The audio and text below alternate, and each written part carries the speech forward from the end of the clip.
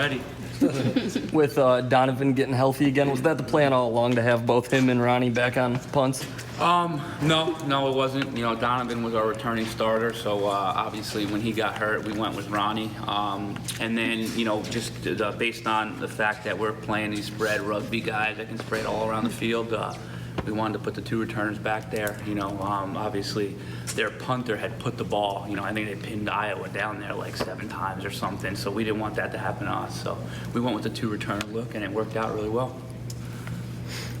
What kind of boost is it having Donovan available and back? Oh, he's dynamic. He's elite back there. You know, he puts fear into the opponent punt teams. So it's a huge boost because now, you know, what we were facing was teams just catching the ball and getting it off. So you have no option of blocking a punt, and you know they're getting it back there fast. Well, now you got to start thinking about the op time a little bit. You don't want to get it back there as fast because your gunners don't have a chance to cover. So it just allows us to do a lot more on our punt return and our punt block. How is the Quinn Moody double kicker rotation working for you? Great, I love it. I mean, can you make sense of it? I mean, I know what Jim said, but Make a lot of sense of it. They're two starting kickers, and they're gonna go. You know, whoever's drive it is gonna kick. Yeah, I mean, I don't think it's that. You know, people try to overcomplicate things. Why? it's not going to be situational though. Like Nope. We it's have two just going to be starting the kickers. rotation. Yep. And the only thing that's happened is, you know, Quinn has happened to be up on all the PATs, and Moody has gotten the field goals. That's just how it worked out. That can change, but as of now, we have two starting kickers. Don't overcomplicate it, and whoever's drive it is will kick. Wouldn't you want to get Quinn in though to kick a field goal just to get back into that rhythm, maybe? Yeah, he gets the rhythm every day in practice. So, Okay. yeah, he'll get, you know, when the opportunity arises, when he's up, he'll get the kick, and you know, hopefully it stays like that forever because that means they're both making all their kicks. So, yeah, I don't think you just overcomplicate that. We just have two guys that, you know, there's been no separation in practice either. If that starts happening, then we think about it, but there hasn't been. You know, they've been neck and neck, equal, competing, making their kicks, doing a great job, being great teammates. So it's, you know, that's how we're gonna roll. Has that competition made each of them like up their game then this season so Well, far? I would think so, you know, because they know, yeah, hey, there's another guy with me, right? But you know, I like how they've both handled it. They help each other. They feed off each other, you know. So it's been good, yeah. Dak's got a decent amount of playing time Saturday. How have you seen him progress in recent weeks? Great, you know. I mean, he's progressed in like a freshman should, you know, just starting to understand and get comfortable, you know, in playing in the back end in our defense, which isn't an easy thing to do. So he's progressed like he should, and he'll hopefully keep progressing and keep playing. What was your reaction when he was able to get down the field there on that punt and laid a big hit? It's about time. Great job, you know, great play. You know, the week before he got down there and was a little tentative, and you know, so now we got him to make that hit. So. We expect that's an expectation. We've seen him get down there in a hurry pretty much every special teams play. Is he your fastest guy on that unit? Yeah, for sure. Yeah, he's the fastest guy on kickoff, on punt. Yeah, he's maybe the fastest guy on the team. Is there any kind of challenge to, like, what, you know, like you said, you kind of waited to see him actually get that hit? Is there a challenge when he comes having that type of speed?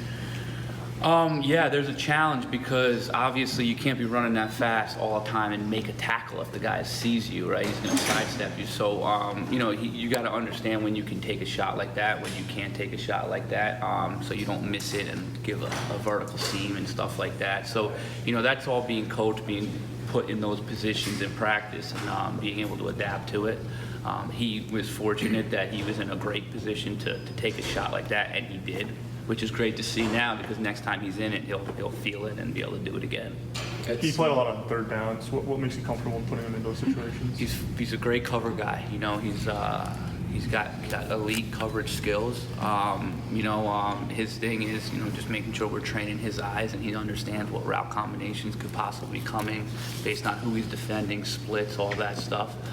But he's getting there, so we felt comfortable. Hey, because of his coverage skills, and now because of his knowledge out there, putting him in. Do you foresee him getting more time at safety going forward? I would hope so. He's a freshman. if not, we got major issues. Yeah, when that'll be, I don't know. You know, he's going to play. We're going to, get roles for him. So hopefully the top two guys keep playing well. Hopefully Woods gets healthy and has a third guy in there, and then Daxton. So we got a good little crew there, and we'll get them jobs and what their strengths are, and keep rolling with them. So was Saturday more of a result of Jameric being out more than Dax turning, or was it the other way? It was both. Jameric was out. He was working through something, but it was both. If Daxton wasn't ready, we would have went in a different direction. You said on the radio show last Monday with Dax, slow it down, caution, don't rush him in there. Do you feel differently now again after this past game that maybe he is ready for more? Yeah, of course. Again, I felt before the game that he was ready for more, or we wouldn't have put him out there. It's funny. You got a freshman, you throw him out there, he gets burned for a touchdown. People will be saying how much he sucks. So the bottom line is we need to make sure that he's ready to not hurt the team, hurt himself, and go make plays out there.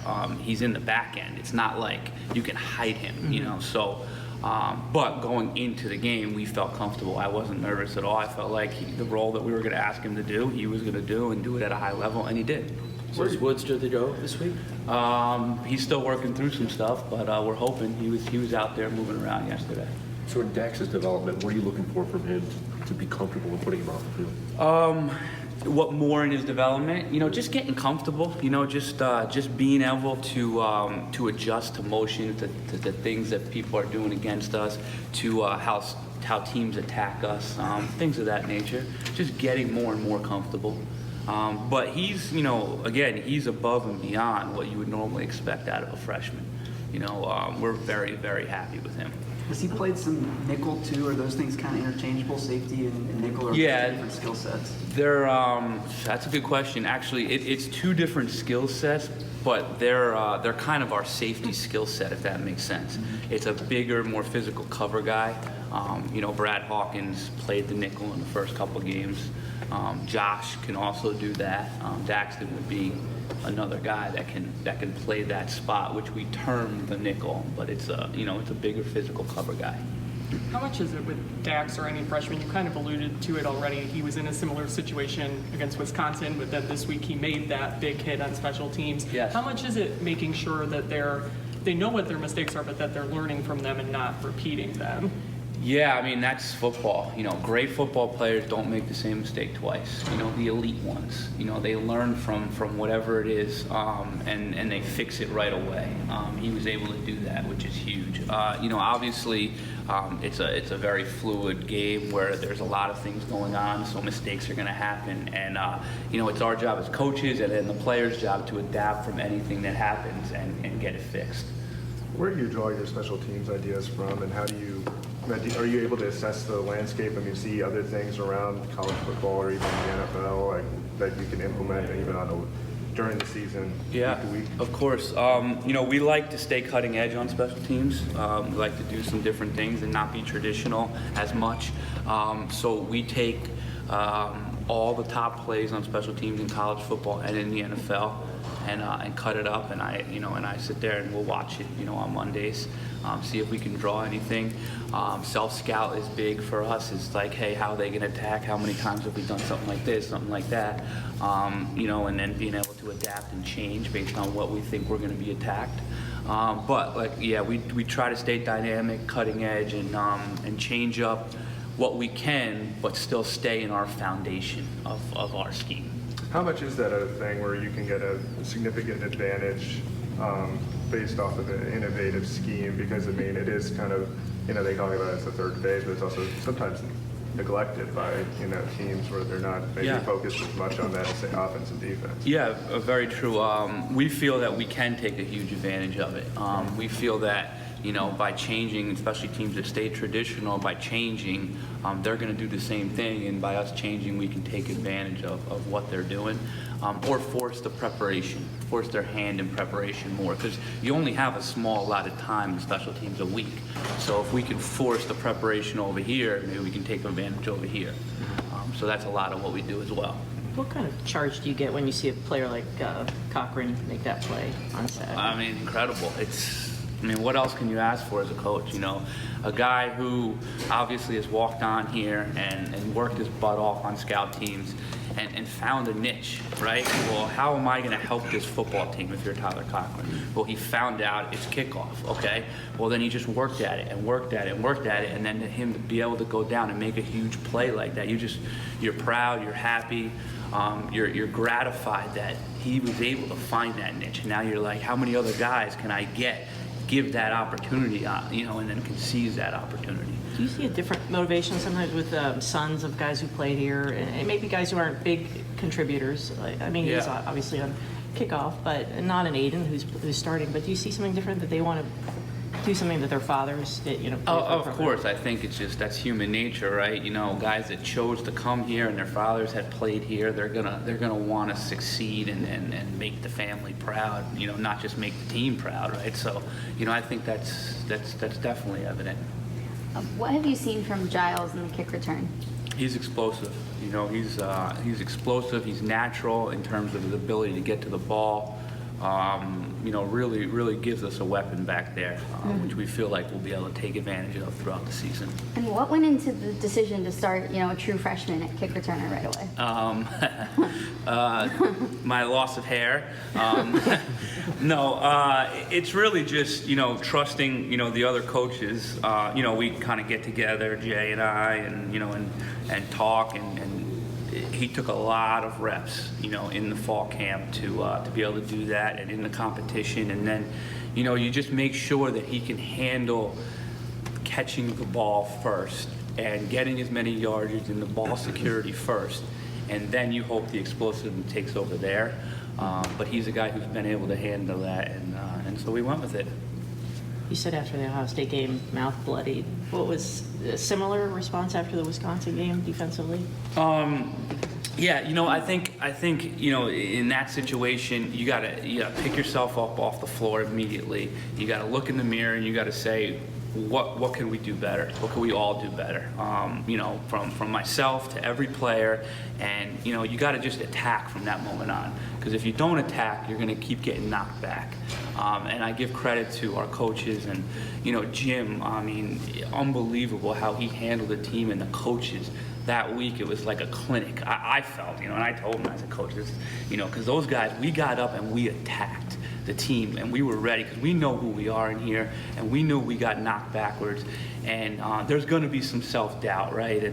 And you're going to start thinking, but if you just look in the mirror and you say, you know, this isn't going to be how I'm defined, you know, as an individual, as a team, and you get after it, you know, then the result will be what happened.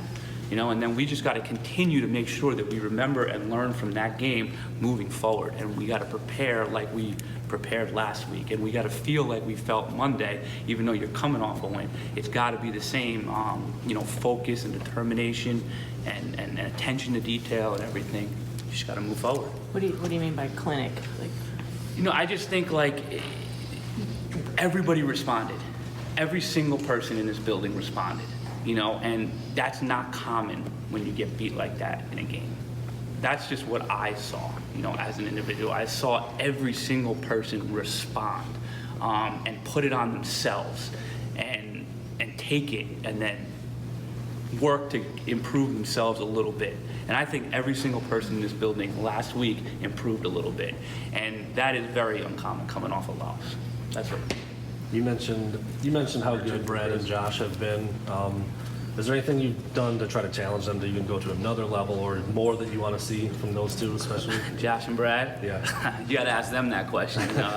I think every second I try to challenge those guys. They walked in the meeting yesterday and I started screaming for about an hour straight.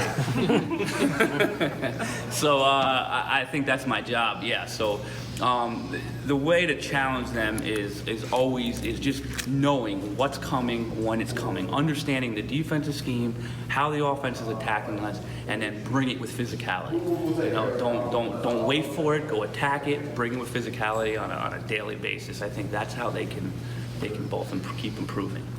what's your evaluation of Iowa's quarterback? Of what? Iowa's quarterback. Oh man, I think he's like the third leading passer in Iowa history. Strong arm, big, good in the pocket, good with movement, can make all the throws. Great leader. The offense runs through him. You know, this is a great challenge for us. Okay, we're going to keep Coach Partridge moving. Thank you.